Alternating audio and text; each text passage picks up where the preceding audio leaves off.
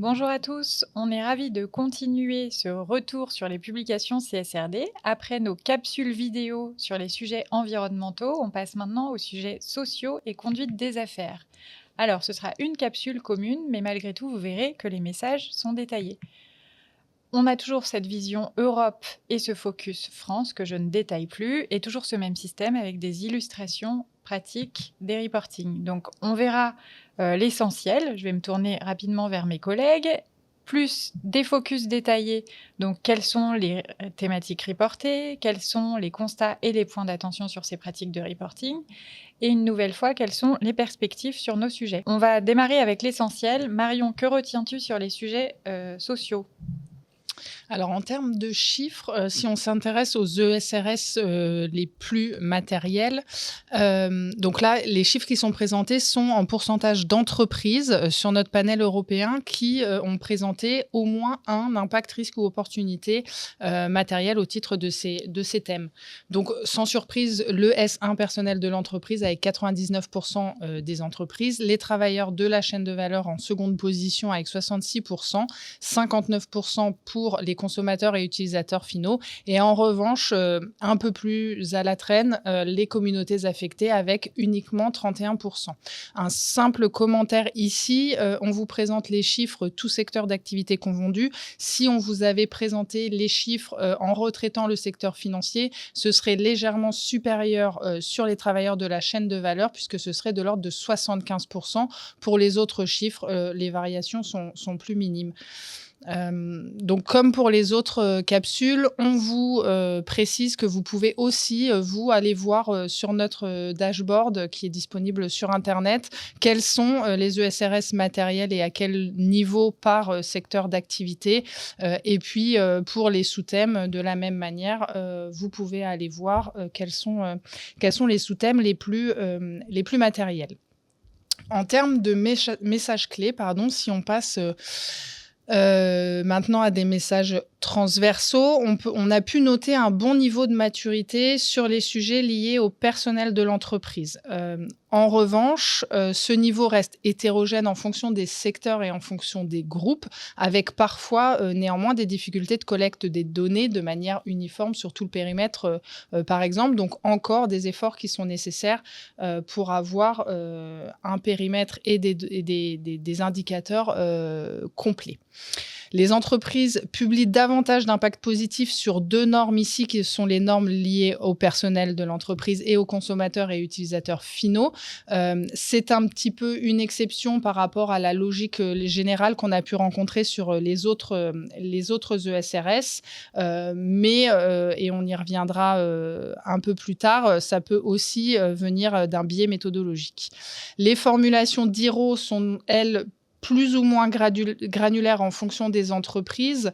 Il y a notamment une cohérence à renforcer, selon nous, avec la cartographie risque et de vigilance, et plus de clarté sur les populations qui sont concernées, notamment lorsqu'on est au sein de S2, S3, S4, donc les travailleurs de la chaîne de valeur, les consommateurs et puis les communautés affectées. Donc, si on passe sur la suite des messages clés liés aux thématiques sociales, ici, 3 messages liés plus particulièrement à la norme ESRS 1 sur le personnel de l'entreprise. Donc, le premier message, c'est que la grande majorité des entreprises ont publié des données sur les rémunérations de leur personnel avec le ratio d'équité et le gender pay gap. Néanmoins, on a pu noter des différences de méthodologie et une complexité des groupes sur les éléments à inclure ou le périmètre à couvrir. Le second message porte sur les accidents du travail. De la même manière, on a plus de 90% cette fois des entreprises qui publient au moins un taux d'accident du travail. Les entreprises distinguent potentiellement parfois les taux avec arrêt de travail des taux sans arrêt de travail, comme ça peut l'être demandé dans les normes, mais il y a pu y avoir des difficultés pour publier l'exhaustivité des indicateurs sur l'intégralité des populations souhaitées. Et enfin, sur les conditions de travail et le sous-thème qui est le plus fréquemment traité au sein du chapitre social, et donc concernant les travailleurs et aussi les travailleurs de la chaîne de valeur.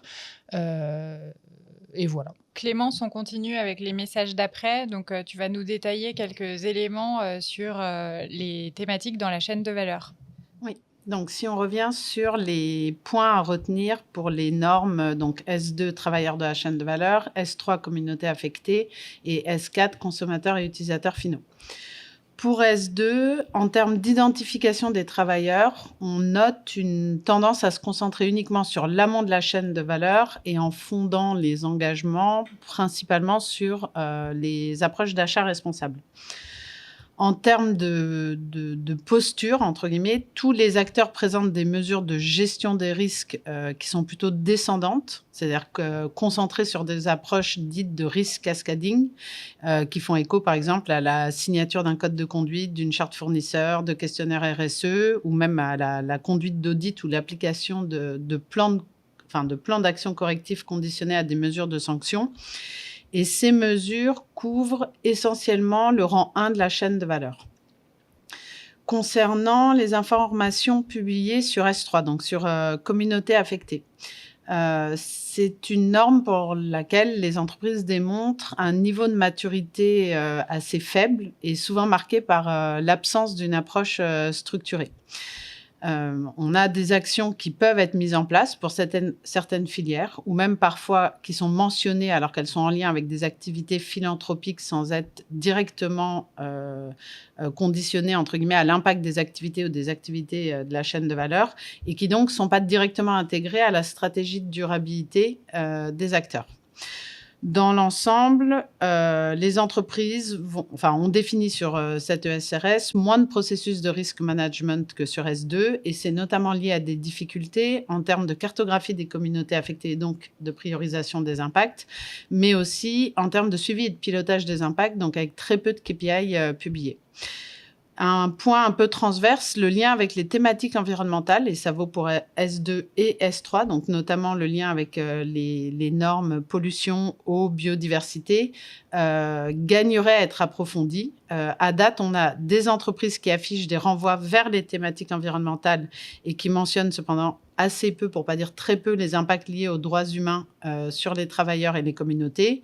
Et en parallèle, au sein de ces ESRS, les entreprises rappellent des mesures mentionnées dans les ESRS environnementaux, comme par exemple les démarches de certification. Et dernier point sur la norme S4, donc consommateurs et utilisateurs finaux, on peut s'étonner du pourcentage d'entreprises ayant reconnu cette typologie de parties prenantes comme prioritaire et donc ayant reconnu les droits relatifs aux consommateurs et aux utilisateurs finaux comme prioritaires, car on a dans notre panel 59%, et encore, cette matérialité évolue assez fortement en fonction des secteurs. Alors, merci Clémence pour cet aperçu. Je me tourne vers Marion maintenant. Est-ce que tu peux nous faire l'essentiel sur la norme conduite des affaires ? Oui, alors l'essentiel en 3 messages clés sur la conduite des affaires. Un premier message là de bonne maturité des entreprises sur ces thématiques et notamment sur la thématique corruption. Et là, on peut assez facilement faire le lien aussi avec des réglementations très exigeantes qui sont existantes, comme la loi Sapin 2. On a noté des difficultés de méthodologie de calcul et là, on a notamment en tête aussi le calcul des délais de paiement au sein de cette norme G1. Et enfin, une faible matérialité de certains sous-topics de la norme G1 et notamment l'engagement politique et les activités de lobbying et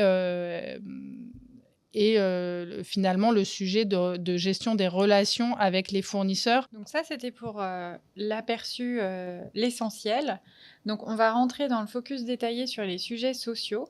Alors, on va commencer par une première question qui est tout simplement liée aux populations couvertes dans les chapitres sociaux. Il y a beaucoup à dire.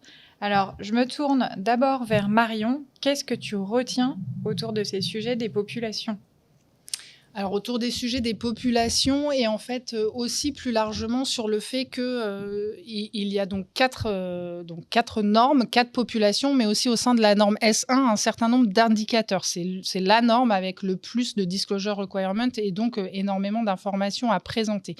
Donc en termes, de pratiques, qu'on a pu, observer, pour essayer de présenter ces informations, du mieux possible, on a l'exemple d'Engie qui là a présenté un état de synthèse, qui en tout début en réalité de l'état de durabilité dans un cahier introductif, l'essentiel, ESRS et qui va reprendre ici, les principales informations, sur l'ensemble, sur les 4 normes, sociales avec à chaque fois du coup, les enjeux matériels, les plans d'action, les principales politiques, qui peuvent, auxquelles on peut avoir accès directement, ici et puis, les objectifs, en lien avec à chaque fois, la thématique. Si on continue, cette fois aussi, en lien avec les différentes populations, en effet, c'est une thématique où les groupes ont un certain nombre de politiques qui sont en place et qui sont suivies, mais qui ont des périmètres qui peuvent être assez variables les unes par rapport aux autres. Et donc ici, on a l'exemple de Kering qui est venu placer sur une infographie le périmètre de chacune des politiques qui concernent les populations évoquées au sein des normes sociales. Si on continue en termes de présentation, en effet, des populations et des parties prenantes de ces normes sociales, on va retrouver l'exemple de Fnac Darty qui, du coup, place sur des graphiques exactement qui sont ces populations, un peu plus précisément en termes de métiers pour le groupe Fnac Darty. Donc ici, on présente pour le S1 donc le personnel de l'entreprise et le groupe l'a également fait, par exemple, pour les travailleurs de la chaîne de valeur, ce qui aide à concrétiser en fait qui sont réellement les populations vulnérables, les populations affectées par les impacts, les risques et les opportunités matérielles relevées par le groupe. Si on continue, Danone a également fait un effort ici descriptif, donc davantage qualitatif, mais pour venir décrire quels sont tous les ensembles de travailleurs au sein de sa chaîne de valeur. La localisation, quelles sont réellement les populations vulnérables et du coup les relations que le groupe peut entretenir avec elles. On va passer du coup à l'identification des populations affectées. Est-ce que Clémence, tu peux nous citer certaines limites? Un des principaux enjeux sur les normes sociales est avant tout de bien réussir à identifier en fait les détenteurs de droits potentiellement impactés par les activités de l'entreprise ou les activités de la chaîne de valeur de l'entreprise. Or, à date, on a très peu d'acteurs qui publient des informations suffisamment précises et granulaires qui permettent de répondre aux attentes des ESRS. Sur les informations principales identifiées et qui seraient à renforcer, ces informations, elles portent essentiellement sur les étapes de la chaîne de valeur, donc les zones géographiques prioritaires ou les activités spécifiquement à risque. Ça porte aussi sur les populations plus vulnérables. Donc, c'est parmi une typologie de parties prenantes, est-ce qu'on a des informations spécifiques à préciser et donc, sous-entendu, des plans d'action à adapter sur des groupes ou des communautés qui seraient considérées plus vulnérables. Les entreprises gagneraient également à renforcer les informations qui tournent autour des leviers de matérialité et ça fait écho à plusieurs points d'attention qu'on a pu partager dans des capsules précédentes sur la qualification des impacts, risques et opportunités qui n'est pas toujours explicite et notamment par exemple sur les effets cumulatifs potentiels entre plusieurs impacts sur les mêmes communautés. Et afin d'essayer de renforcer justement un peu ces points, les entreprises ont 2 approches aujourd'hui. La première qui est au niveau groupe, et il s'agit de définir une méthodologie commune justement qui permet d'identifier, prioriser des groupes de parties prenantes impactées par les activités de l'entreprise. Donc là, on parle de définition de critères, d'identification, de priorisation. Et au niveau local, au niveau des filiales, des besoins de sensibiliser et d'accompagner les équipes terrain à identifier justement et comprendre ces impacts sur ces parties prenantes pour définir des approches de collaboration et d'engagement plus spécifiques. Ici, on vous a juste mis un exemple entre guillemets de qualification d'impact qui pourrait être renforcé. C'est-à-dire que là, on est dans une norme environnementale, donc sur pollution, et on voit bien que dans la description de l'IRO, on reconnaît un impact négatif de la pollution de l'eau sur l'environnement, on pourrait s'attendre à avoir une information sur les typologies de parties prenantes potentiellement affectées, que ça soit les communautés voisines ou autres. Or, cette information sur, entre guillemets, les communautés n'est pas précisée ici et donc elle sous-entend que le plan d'action ne fera pas de focus non plus sur d'éventuels conflits d'usage qui pourraient être liés à l'eau dans ces régions. La partie suivante, là, c'est qu'on va démarrer le focus vraiment sur le personnel de l'entreprise, donc sur S1. Et c'est Marion qui démarre avec un aperçu du benchmark sur la matérialité des sujets. Alors oui, comme habituellement, pour commencer, quelques pourcentages. Donc ici, on l'a évoqué un peu plus tôt dans la capsule, 99 des entreprises ont au moins, un impact, risque ou opportunité matérielle en lien avec, le personnel de l'entreprise. Donc ici, on est sur le panel européen, pour rappel et plus précisément, si on regarde en termes de sous-topics, on va avoir, quasiment, une proportion égale, sur, conditions de travail et égalité de traitement, égalité des chances pour tous. On a une typologie des zéros qui est un peu particulière sur le social. Alors, positif, négatif, risque, opportunité, qu'est-ce que tu as vu? Alors, ce qu'on voit en effet, et c'est ce qu'on évoquait un peu plus tôt, les impacts positifs pour cette norme prennent le dessus en termes de proportion sur les impacts négatifs. Donc, on a en moyenne 2,8 impacts positifs pour les entreprises pour 2,3 impacts négatifs. Et de la même manière, en revanche, sur les risques et opportunités, on retrouve la logique habituelle avec des risques, une approche plutôt centrée sur les risques. Mais donc, Clémence, quelle serait l'explication de cette potentielle différence avec d'autres normes? Alors, on a fait un petit focus ici, en effet, sur les impacts positifs ou les faux positifs des normes sociales et notamment sur S1, donc les travailleurs de l'entreprise, qui sont parfois, entre guillemets, à la limite d'une évaluation en brut. La principale raison, selon nous, c'est qu'historiquement, les entreprises se sont habituées à publier des impacts positifs qui étaient liés aux mesures de prévention ou de mitigation de ces impacts et que donc on a retrouvé cette tendance ici, alors qui pourrait présenter un biais méthodologique, mais qui n'a pas, entre guillemets, freiné l'évaluation et le caractère matériel de ces sujets. Merci Clémence. Alors du coup, sur les sujets de salaire décent, c'est une notion du coup qui a posé quand même pas mal de problèmes. Malgré tout, du coup, Marion, en termes de statistiques, ça donne quoi? En termes de statistiques, du coup, on retrouve finalement près de 70 des entreprises qui ont publié au moins une donnée quantitative sur le salaire décent. Et parmi ces 70 on en a 47 qui ont utilisé un benchmark, donc une donnée autre que celle des salaires minimums légaux, comme indice de référence pour leurs données quantitatives. Par rapport à ça, Clémence, quelles sont nos remarques et nos points d'intention? Oui, donc on a dit c'est un sujet qui a fait couler beaucoup d'encre, mais sur lesquels on note tout de même un effort de transparence de nombreux acteurs.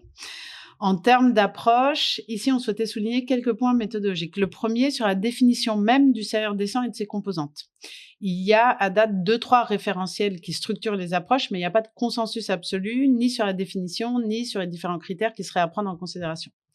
Le deuxième point, c'est sur les bases de données existantes qui sont encore en cours de construction et donc parfois incomplètes et qui manquent d'homogénéisation. Donc en fait, il va falloir encore un peu de temps pour garantir la fiabilité et la granularité d'informations nécessaires.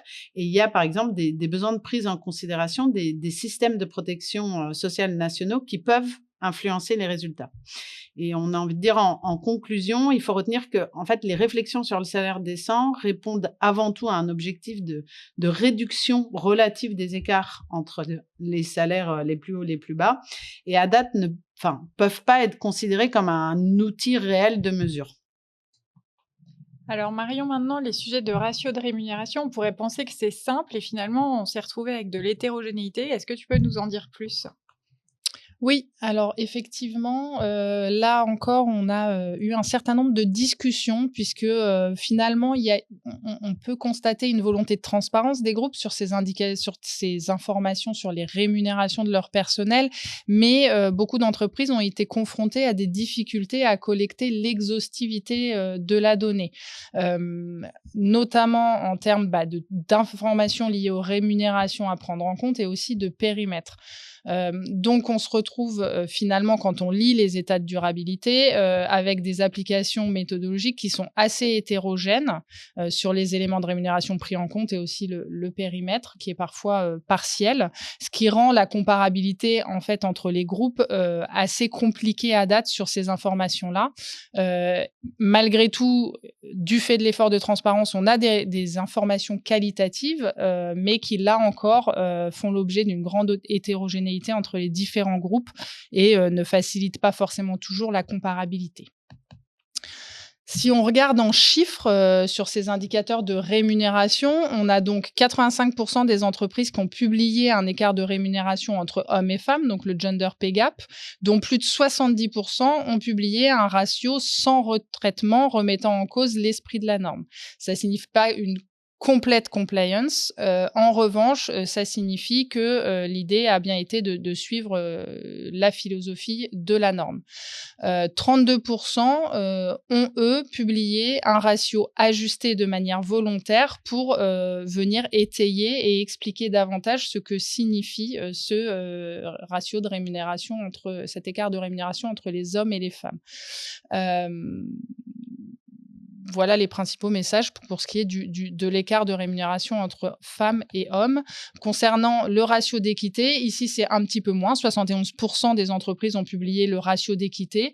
67% ont publié le ratio sans retraitement ici. Et on a 35% qui ont fait le lien avec le ratio de rémunération qui était historiquement demandé déjà depuis plusieurs années sur le périmètre français.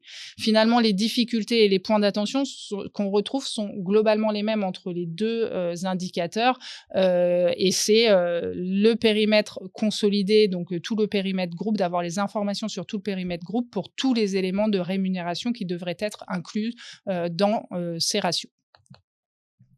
Alors merci Marion. On va passer à un autre sujet qui concerne du coup les salariés, les propres employés et des travailleurs sur site. Donc qu'est-ce que tu notes sur les indicateurs santé-sécurité ? Donc, sur les indicateurs santé-sécurité, on a 95% des entreprises qui ont publié au moins un taux d'accident du travail. La quasi-totalité donc publie au moins cette information. Les entreprises ont malgré tout parfois rencontré des difficultés à collecter la donnée et à publier l'ensemble des data points, donc des indicateurs qui ont pu être demandés par la norme sur l'ensemble des populations à couvrir. Donc là, on vous a mis un exemple qui est celui de Danone, où ici on retrouve bien le taux sans arrêt de travail et le taux avec arrêt de travail en termes d'indicateurs santé-sécurité. Et ce qu'on vous a encadré également dans le petit paragraphe sur la droite de la slide, c'est la mention que ces taux incluent bien tous les travailleurs sur site, donc pas seulement les travailleurs, les salariés de Danone, comme cela peut être requis par le texte. Ok. Alors Clémence, maintenant, on va s'intéresser au sujet des droits humains. Donc, est-ce que tu peux nous en dire plus sur les idées clés à retenir ? Oui, donc plusieurs points qui nous semblaient importants à partager. Premier point sur les résultats. Donc, un grand nombre d'entreprises déclarent 0 incident grave lié aux droits humains. Ici, il nous semblait important de rappeler que la finalité des réglementations existantes sur ces sujets ne vise pas le 0 incident, qui semble d'ailleurs peu crédible quand on descend dans les chaînes de valeur. L'objectif, c'est vraiment de structurer des approches de prévention, de mitigation ou de réparation des dommages. Donc, il y a 2 concepts clés peut-être ici à retenir et à rappeler qui permettent de mieux comprendre les informations qui sont à publier. C'est le concept de responsabilité pour négligence et celui d'intentionnalité dans les plans d'action. C'est est-ce que j'ai mis en place les process suffisants pour connaître et prioriser mes risques et est-ce que j'ai défini des plans d'action pertinents pour y répondre. Le deuxième point sur les informations publiées sur les impacts négatifs, c'est la distinction entre les types d'incidents, que ce soit discrimination, atteinte grave, autres plaintes, etc., reste parfois peu explicite et donc peut-être à retravailler, et notamment via l'identification de leviers qu'on a pu évoquer précédemment. Le troisième point sur les politiques droits humains. Donc, ces politiques sont devenues une sorte de nouveau must-have des acteurs, alors que jusqu'à présent, peu d'entreprises en publiaient une, j'ai envie de dire pré-CSRD. En revanche, à date, peu d'acteurs font de ces politiques un outil réellement associé à un positionnement stratégique ou à une feuille de route opérationnelle. Et à noter aussi d'ailleurs que cette politique, elle encadre généralement les sujets relatifs aux travailleurs et aux travailleurs de la chaîne de valeur, mais qu'elle n'est pas systématiquement mentionnée pour tout ce qui est, pour tous les impacts négatifs en lien avec les communautés affectées ou même avec les consommateurs et les utilisateurs finaux. Un autre point sur le lien et la cohérence, et on l'avait déjà mentionné dans des capsules précédentes, avec les plans de vigilance pour les entreprises qui sont soumises à cette réglementation. On constate que très peu de liens sont faits entre les deux publications, et notamment entre les impacts risques-opportunités et la cartographie des risques. Et en fait, les deux rapports se mentionnent l'un et l'autre sans souvent réellement se référer aux informations publiées. Sur la matérialité financière, l'évaluation reste assez approximative et il est intéressant de noter que les risques financiers liés aux droits humains ont été priorisés plus pour des raisons d'enjeux réputationnels qu'opérationnels, comme par exemple des ruptures d'approvisionnement ou des enjeux liés à la licence sociétale d'opérer. Et les liens de corrélation entre droits et risques opérationnels sont donc selon nous, encore à renforcer.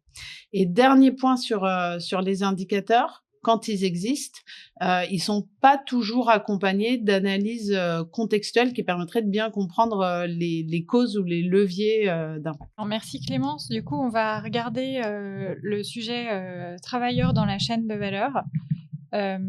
Marion, est-ce que tu peux nous partager du coup les statistiques sur ce sujet? Alors du coup, comme habituellement, en termes d'entreprises ayant au moins un impact risque-opportunité matériel sur les travailleurs de la chaîne de valeur, tout secteur confondu, on est donc à 68%.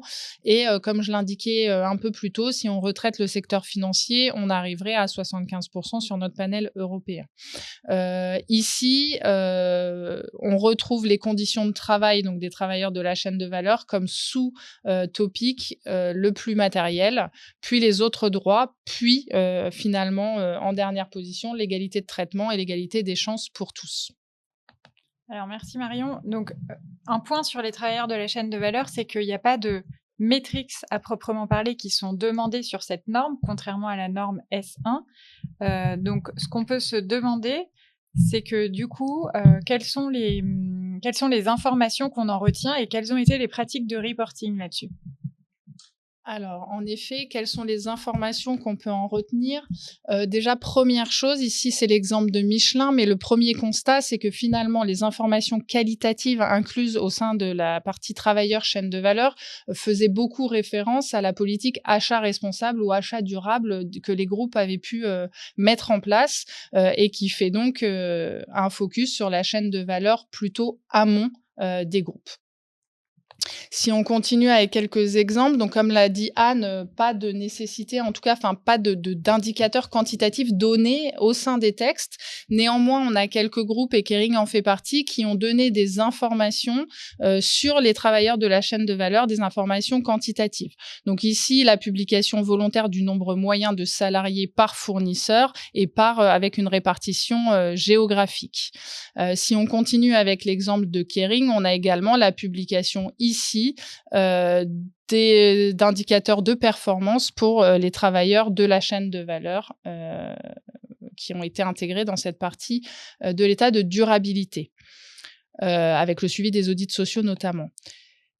Ensuite, un des points qu'on peut mentionner sur ces travailleurs de la chaîne de valeur, c'est que pour certains groupes, finalement, ayant un business model avec des populations, un grand nombre de personnes dans des populations qui ne sont pas nécessairement couvertes par la définition de l'ESRS S1 personnel de l'entreprise, ces groupes sont venus appliquer les mêmes indicateurs requis par ESRS S1 à ces populations qui sont en réalité dans les travailleurs de la chaîne de valeur. Et donc ici, on prend l'exemple d'Accor, qui a été dans ce cas-là, puisque beaucoup de leur population sont liées à des franchisés ou des managers et qui ont néanmoins fait l'effort d'avoir des indications quantitatives sur le modèle de SRS S1. Et on vous donne donc du coup plusieurs exemples avec les conventions, avec la santé-sécurité et avec les indicateurs sur les rémunérations. Alors, on en est maintenant au sujet conduite des affaires. Alors, bon, c'est parti pour les statistiques, Marion, hein, sur la conduite des affaires. On continue avec les statistiques en termes d'impact, risque et opportunité. Donc, 89% des entreprises ont estimé être concernées par ce sujet de conduite des affaires, que ce soit par un impact, un risque ou une opportunité.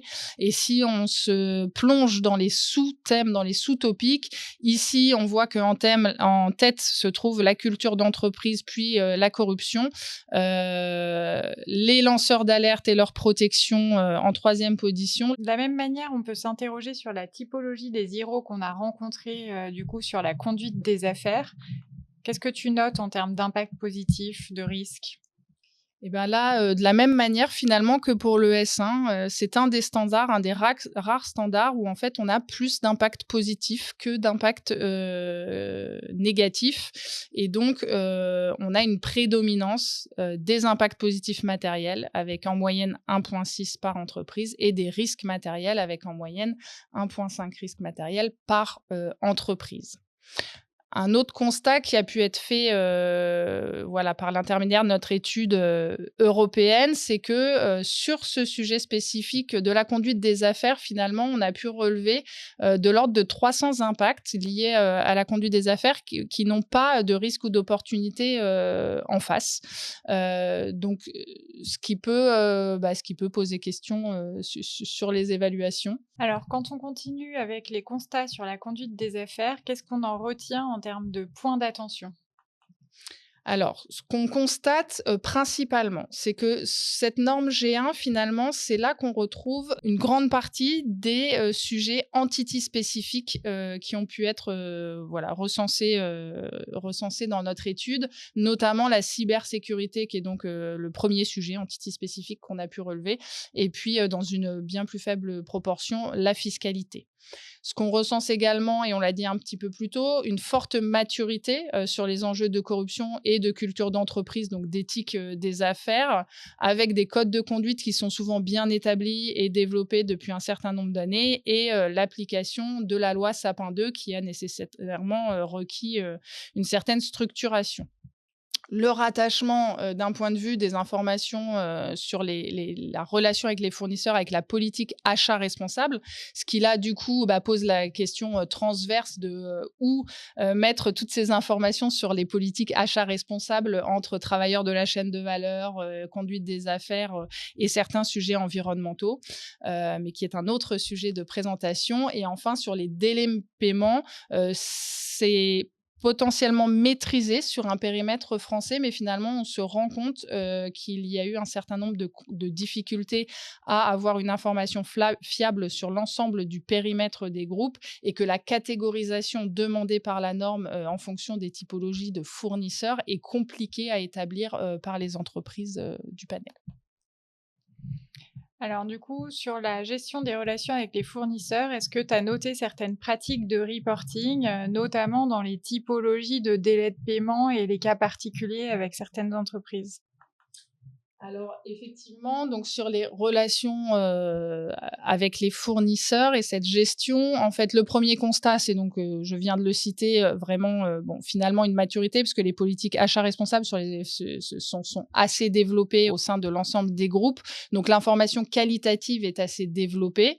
Reste la question de où la situer au sein de l'état de durabilité. Sur les délais de paiement, finalement, les constats, c'est qu'il y a des limitations de périmètre, des informations sur les catégorisation difficile et un lien avec les réglementations surtout en place en termes de délai de paiement au sein des différents pays s'il y a un délai de paiement maximum qui est imposé. Néanmoins, les groupes ont fait un effort de transparence sur les méthodologies et sur le périmètre qu'ils sont parvenus à couvrir de manière fiable. Et on vous a ajouté quelques exemples, donc notamment ici Dassault qui publie des indicateurs relatifs au délai de paiement, au délai de moyens Et le pourcentage de paiements qui ont été faits à temps, donc qui sont en ligne avec les indicateurs demandés par la norme. Sanofi ici, on vous a mis cet exemple parce que justement sur les fournisseurs qui sont des petites et moyennes entreprises, on a très peu de groupes finalement qui donnent des informations. Donc ici, Sanofi a pu donner une information qualitative sur sa politique de gestion des délais de paiement et notamment avec un focus sur les petites et moyennes entreprises. Orange également évoque de manière qualitative cette politique. Et puis Total Energy, est un exemple qu'on a trouvé avec des informations quantitatives sur des délais de paiement par catégorie de fournisseurs et notamment pour les petites et moyennes entreprises et les entreprises de taille intermédiaire sur le périmètre français, mais donc là, de l'information qualitative par catégorie. Quantitative, pardon. Bon, alors Marion, du coup, merci pour cet aperçu sur les sujets de conduite des affaires. On va parler rapidement d'Omnibus. Malheureusement, comme j'ai dit dans les précédentes vidéos, on n'a pas de boule de cristal. Je pense qu'un point d'enseignement de tout ce qui a été dit, c'est que les parties prenantes ont dit haut et fort qu'il leur manquait une clarification des méthodologies de calcul sur un certain nombre de métriques, donc point très important. Et également, du coup, sur les sujets sociaux, on retrouve aussi un problème, du coup, des différences de réglementation entre les différents pays, donc le local. Et donc ça, c'est pareil, c'est à suivre si jamais ces sujets peuvent être adressés dans le cadre de la simplification des normes de l'EFRAG. Est-ce que, Clément, je te laisse le mot de la fin sur les enjeux opérationnels? On a plusieurs perspectives opérationnelles sur les normes sociales. La première, c'est un besoin d'opérationnalisation des politiques et des engagements sur les droits humains. Et cette opérationnalisation, elle s'appuiera nécessairement sur des cartographies renforcées des chaînes de valeur et des parties prenantes impactées, et c'était notre deuxième point. Et d'ailleurs, ça va dans le sens des réglementations, que ça soit les réglementations EUDR, donc sur déforestation importée, ou le règlement européen sur le travail forcé, qui pose des obligations de résultats en termes de traçabilité des chaînes de valeur. Il y a un troisième point qui concerne les périmètres. C'est-à-dire que si dans un premier temps, et ça se comprend facilement, les entreprises se sont concentrées sur l'amont, donc via les achats, et les chaînes de valeur prioritaires, donc les matières premières stratégiques, etc., l'analyse gagnera à être renforcée sur l'aval et les chaînes de valeur secondaires, comme les achats indirects ou le packaging. En fait, ces chaînes de valeur, elles sont souvent moins bien maîtrisées par les entreprises et avec des métiers qui peuvent être particulièrement à risque, comme sur la logistique, le transport ou même la fin de vie des produits. Et enfin, dernier point, qui est peut-être le plus structurant, une réflexion qui a déjà été entamée d'ailleurs par un certain nombre d'entreprises et qui publient des informations sur ce sujet. Et en fait, il y a une réflexion qui est à mener pour passer d'une logique pure de gestion des risques et de conformité sur ces sujets sociaux à une approche de, quelque part, plus de confiance et de recherche de bénéfices communs. C'est-à-dire que les approches contractuelles qui ont des limites réelles en termes d'efficacité et de gestion des risques, en fait, aujourd'hui, l'idée serait plutôt de se dire comment est-ce qu'on progressivement on arrive à dépasser justement ces approches contractuelles de risk cascading pour des approches peut-être plus ancrées dans une logique de partage du risque, de risk sharing, et qui là ouvriraient des opportunités en termes d'approche filière et qui engagent l'ensemble de l'écosystème des entreprises. Merci Clémence. On va du coup se donner rendez-vous pour la prochaine capsule qui est la capsule taxonomie.